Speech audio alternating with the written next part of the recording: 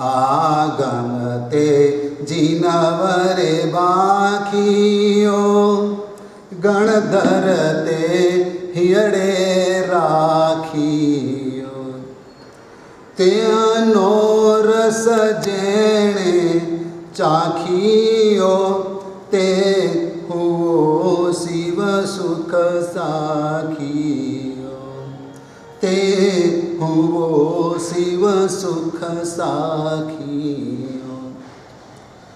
45 आगम प्रवचन श्रेणी में तीसरा आगम ग्रंथ का हम अध्ययन कर रहे हैं, स्वाध्याय कर रहे हैं। उनका नाम है ठाणांग सूत्र, यानी कि स्थान, विभाग, डिपार्टमेंट। हम 4 की संख्या समझ रहे हैं। एक महत्वपूर्ण बात आपके लिए और मेरे लिए भी कि साधु साध्वी प्रतिदिन सुबह और शाम प्रतिक्रमण करते हैं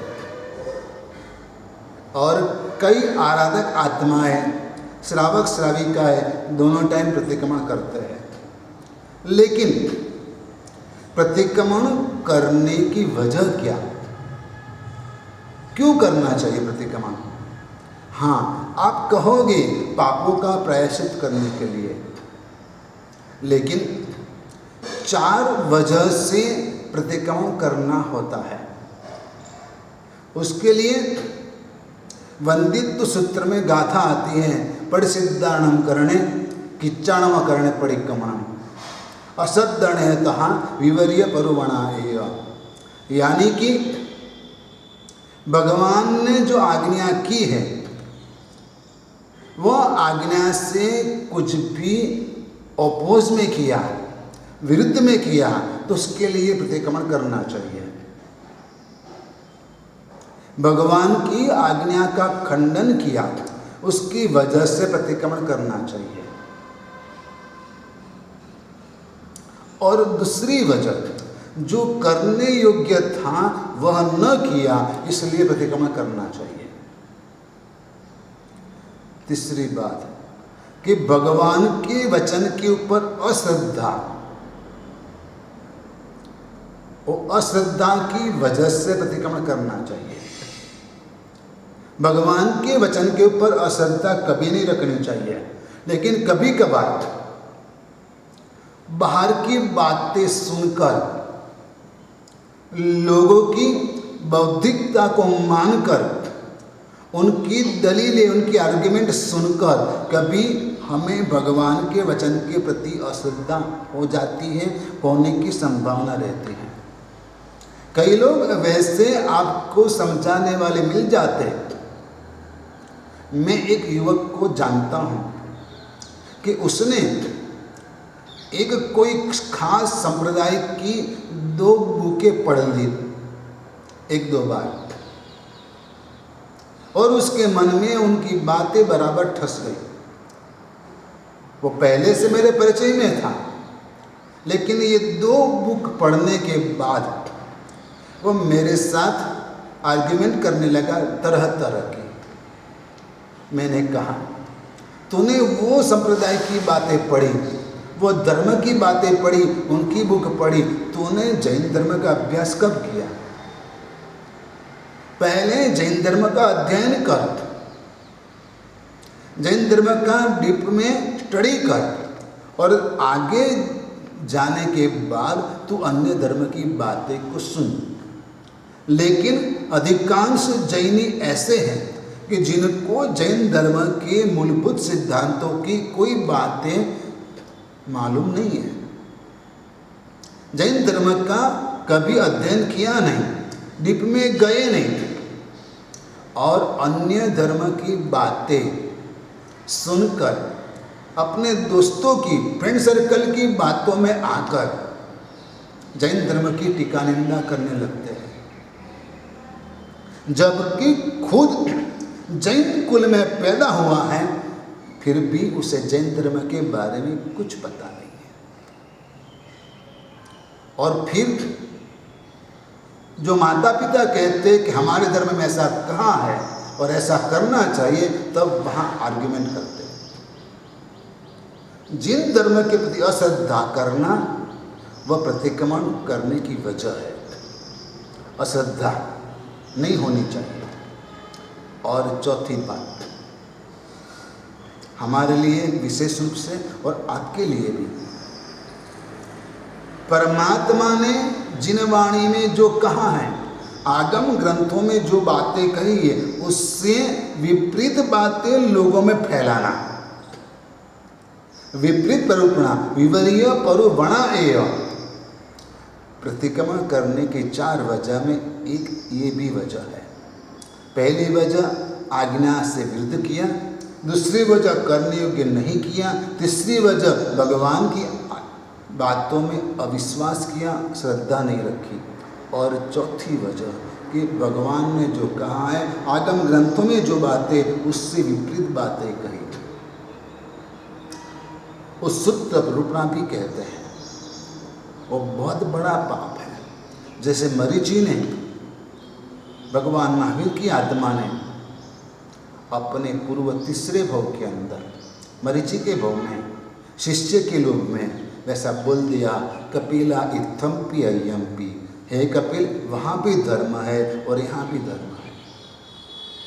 और उसकी वजह से उनका अनंत संसार बढ़ गया, विपरीत प्ररूपणा। मुझे हैरानी होती है कि आजकल कई लोग शास्त्र का शस्त्र के रूप में उपयोग करते हैं। शास्त्र कभी लड़ने का साधन होना नहीं चाहिए, लेकिन आज शास्त्र लड़ने का साधन बन गया। शास्त्र तो हृदय परिवर्तन का साधन होना चाहिए, शास्त्र तो जीवन परिवर्तन का साधन होना चाहिए, शास्त्र तो समाज परिवर्तन का साधन होना चाहिए। शास्त्र सृष्टि के सहयोग में चलने की बातें करता होना चाहिए, लेकिन कई लोगों ने अपने अहंकार के कारण शास्त्र का उपयोग शस्त्र के रूप में करना शुरू कर दिया है। आज से नहीं, कई सालों से, कई युगों से ये बातें चली आती हैं। शास्त्र के पीछे का मूलभूत हेतु छूट गया कि भगवान ने जो भाव से उपदेश दिया था, वह भाव, वह हेतु साइड पे हो गया, और हमने शास्त्र का उपयोग हमारा ईगो प्रस्थापित करने में किया कि हम ज्ञानी हैं, हम आगमों के ज्ञाता है, हम शास्त्र ज्ञानी हैं, हम विद्वान हैं। और यदि कोई दूसरा आया तो उसे टकराता है, नजरों से नजर भी नहीं मिलाता, उसके सामने देखता भी नहीं, उसका इंसल्ट करता है। यह कैसा शास्त्र ज्ञान आप में आया कि आप में इतना ईगो खड़ा हो गया? विवर्य परुपणा एव, विपरीत रूपणा करना वह भी प्रतिक्रमण की वजह है, उसके लिए भी प्रतिक्रमण करना चाहिए। अब 5 की संख्या, 5 महाव्रत प्रसिद्ध है, अहिंसा, सत्य, अस्त्य, ब्रह्मचर्य और अपरिग्रह।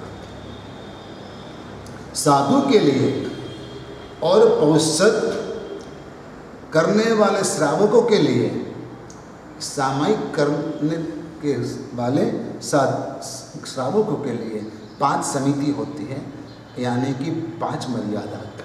इरिया समिति, यदि चलना है तो नीचे जमीन पे देखकर चलना, इरिया समिति। भाषा समिति, बोलना है तो मुंह के आगे वस्त्र रखकर बोलना, भाषा समिति। आज लोगों को मास्क लगाना पड़ता है अपने आप को बचाने के लिए। भगवान महावीर ने कई साल पहले यह वस्त्र यानी कि मुंहपत्ती मुंह के आगे रखकर ही बोलने का प्रावधान किया था। भाषा समिति,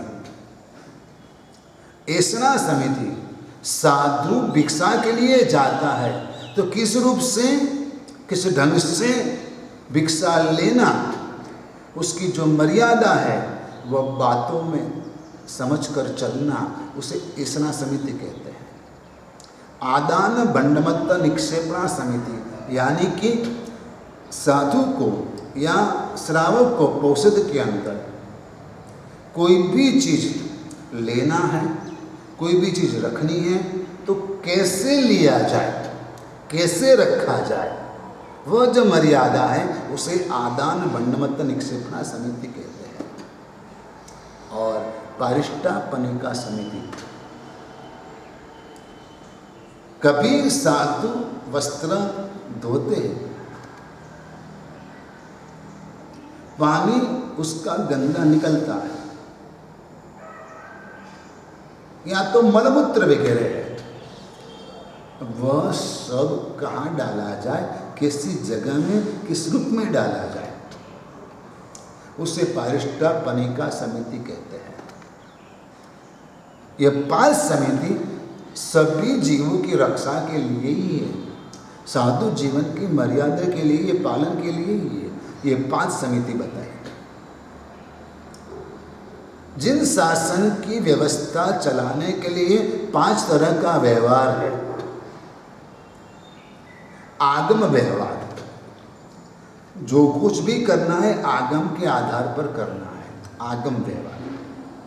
दूसरा सूत्र व्यवहार, इसके बाद जो पूर्वाचार्य हमारे हुए उन्होंने जो सूत्रों की रचना की, वो सूत्र के अनुसार हमारा शासन चलना चाहिए, वह है सूत्र व्यवहार।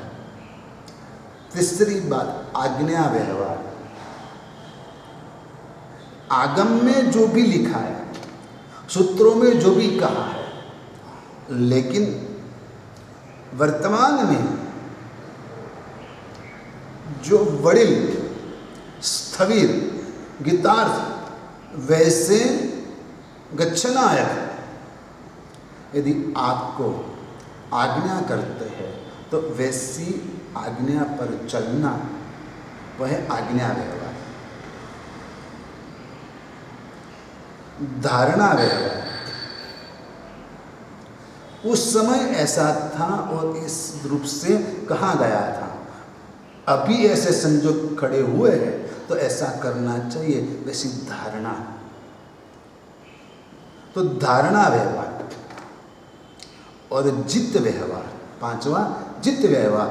जित माने परंपरा से जो बात चली आई है उसको फॉलो करना, उसे जित व्यवहार कहते हैं। इस 5 रूप से जिन शासन का व्यवहार चलता है, इससे अनुशासन बना रहता है और संघ का संगठन जो है वह मजबूत बनता है। कल एक परिवार यात्रा हेतु यहाँ नवग्रह आराधना धाम में आया। मुश्किल से हमारी मुलाकात 5 मिनट की हुई। इसके बाद यूं ही 2 मिनट खड़े खड़े बात हुई। वो कहते हैं कि आज गुरु भगवंतों का विहार बहुत झड़प से होने लगा, श्रावकों से नाता टूटा। आज यहाँ जाना, कल वहाँ जाना, परसों वहाँ जाना, हमें वहाँ पहुँचना है, हमें वहाँ पहुँचना है। बीच वाले छोटे बड़े जो गांव हैं वहाँ पर गुरु महाराज मुश्किल से 1 दिन रुकते हैं या तो आधा दिन रुकते हैं। गुरु महाराज यदि रुकते हैं 5-10-15 दिन तो समाज संघ के लोग गुरु महाराज के पास आते और समाज जुड़ा हुआ रहता है। लेकिन जब गुरु महाराज ही नहीं रुकते तो समाज टूटेगा। समाज जुड़ा रहने की बात छूट जाएगी। फिर चाहे कितनी भी आप चिल्लम चिल्ला करो कि हमारी बहन बेटियां ऐसा करती है, वहाँ चली जाती है, उधर चली जाती है, वो चली जाती है, तो क्या होगा? यही परिणाम आएगा। कि जब गुरु भगवंत समाज को जोड़ने का काम नहीं करते, जुड़ा रखने का काम नहीं करते, तो तोड़ने वाले का बहुत परिबल है। सिर्फ आपका प्रयास, आपकी उपस्थिति समाज को जुड़ा हुआ रखती है। गुरु भगवंत वो पहले का समय नहीं रहा। वैसा उन्होंने मुझे कहा, मुझे कोई बात सही लगी और इसलिए मैंने आपके सामने रखी। जब भी गुरु भगवंत आपसे मिलते हैं, आप विनती करना, गुरु महाराज हमारे गांव में 5-10 दिन रुकिए। चातुर्मास नहीं करा पाते अलग बात है, यदि कराना है तो विनती कीजिए, लेकिन 5-10-15 दिन रुकने का प्रयास तो कीजिए, विनती तो कीजिए।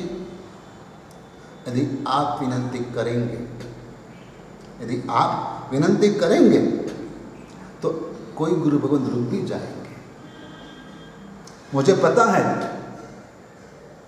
गोधरा श्री संघ के प्रमुख वाड़ी भाई शेष काल के अंदर, वाड़ी भाई सराफ, शेष काल के अंदर, चातुर्मास के अंदर सतत गुरु भगवंतों के संपर्क में रहते थे और चातुर्मास में एक बार सभी गुरु भगवंतों को एक पोस्ट कार्ड लिखते थे। गुरु भगवंत को सुख शांति पूछते थे और विनती करते थे कि विहार करते हुए शेष काल में हमारे यहाँ पधारना। इतनी विनती सभी गुरु भगवंतों को करते थे जो जो उनके संपर्क में रहते थे, आते थे। और तब गुरु भगवंत जब आते हैं और आने का अवसर होता है, तब श्री संघ को लाभ मिलता है। मुझे पता है, मेरे लाइफ का खुद का अनुभव, कि मुंबई के एक संघ के ट्रस्टीगण मेरे चातुर्मास के बाद करीबन 5 से 10 साल तक प्रतिवर्ष मुझे वंदन करने के लिए आए। मैं चाहे कहीं भी हूँ, लेकिन साल में एक बार वंदन करने के लिए आए। मैंने एक बार यूँ ही पूछ लिया, तो कहते गुरु भगवंत हमारे संघ में जो जो गुरु भगवंतों ने चातुर्मास किया, सभी से हम संपर्क बना रखते हैं और सभी गुरु भगवंतों के पास साल में एक बार हम वंदन करने के लिए जाते हैं। बेवजह, यूं ही, कोई वजह से नहीं। क्यों? कि कभी कभार कौन गुरु भगवंत का लाभ हमें मिलेगा वो हमें पता नहीं, इसलिए हम गुरु भगवंत से संपर्क बना रखते हैं। यह है शासन की व्यवस्था और यह व्यवस्था बनी रहनी चाहिए। पारिष्टापनिका समिति, पंच व्यवहार, 5 तरह के व्यवहार और आत्मा के प्रति जो कर्म खींचे आते हैं, चले आते हैं, उसे आश्रव कहते हैं। और वैसे आश्रव द्वार 5 है, वैसे आश्रव द्वार 5 है। मिथ्यात्व, अविरति, कसाय, योग और प्रमाद। तीर्थंकर परमात्मा के जीवन काल के अंदर 5 कल्याणक होते हैं। मुख्य जीवन प्रसंग भगवान के जीवन काल के अंदर 5 होते हैं। माता के गर्भ में आना, जीवन कल्याणक। दूसरा जन्म कल्याणक, तीसरा दीक्षा कल्याणक, चौथा केवलज्ञान कल्याणक और 5वां निर्वाण कल्याणक। यदि आपको पढ़ाई करना है, धर्म शास्त्रों का अध्ययन करना है और याद रखना है, गहराई से समझना है, तो वो स्वाध्याय के 5 प्रकार है। स्वाध्याय के 5 प्रकार है। वाचना, गुरु भगवंत के पास जाकर गुरु वंदन करके पाठ लेना, सूत्रों का पाठ लेना, उनके रहस्यों को, उनके अर्थों को, उनके मतलब को समझना। जब आप गुरु भगवान के पास प्रवचन सुनने के लिए जाते हो, यदि आप समय पे पहुँचे हो और प्रवचन शुरू होने की तैयारी है, तो सर्वप्रथम गुरु भगवान को वंदन करना होता है।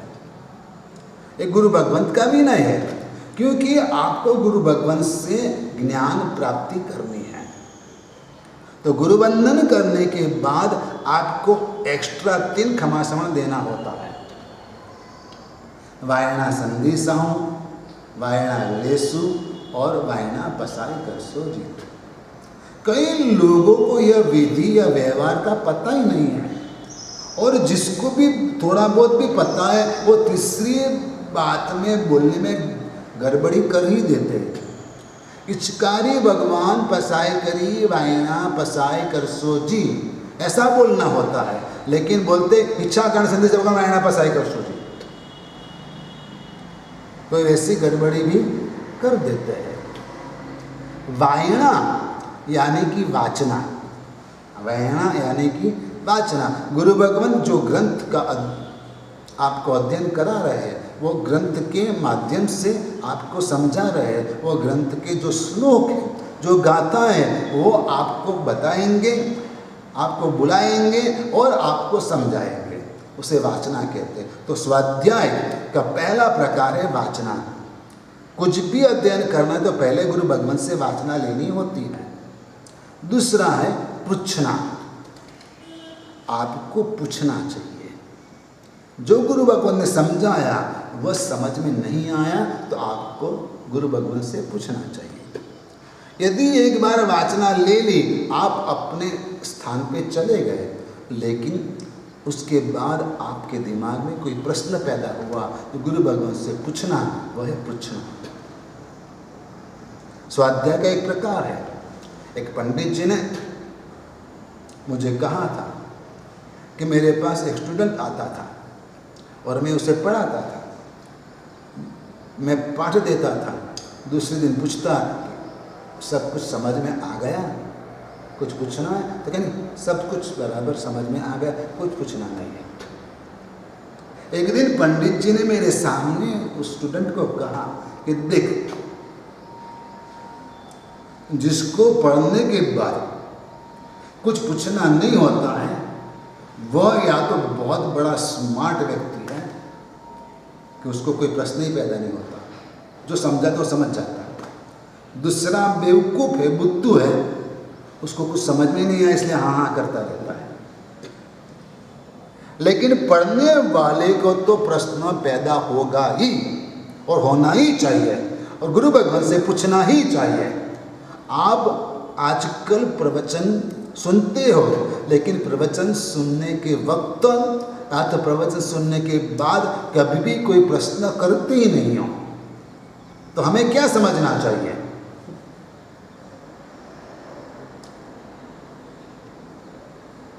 आप सुनकर कुछ सोचते ही नहीं, बस सुन लिया, हो गई बात, ठीक है, टाइम पास हो गया, मेरा कर्तव्य पूरा हो गया, मेरा सामायिक हो गया, बात खत्म। आपको भगवान की वाणी सुनने से क्या लेना देना? हमारी बहनें, महिलाएं, सेविकाएं अपने टाइम पर सामायिक करने के लिए आती हैं, जैसा सामायिक उसका खत्म हुआ खड़े होकर चली जाती है। जितना समय वो प्रवचन सुनती है उतना समय भी वो माला पकड़ कर बैठती है, इधर उधर देखती रहती है, कौन आई कौन गई। हमारे श्रावक भी कोई उधर बैठता है, कोई इधर बैठता है। गुरु भगवान के सामने बैठकर सुनना चाहिए विनय से, वो तो बात ही नहीं।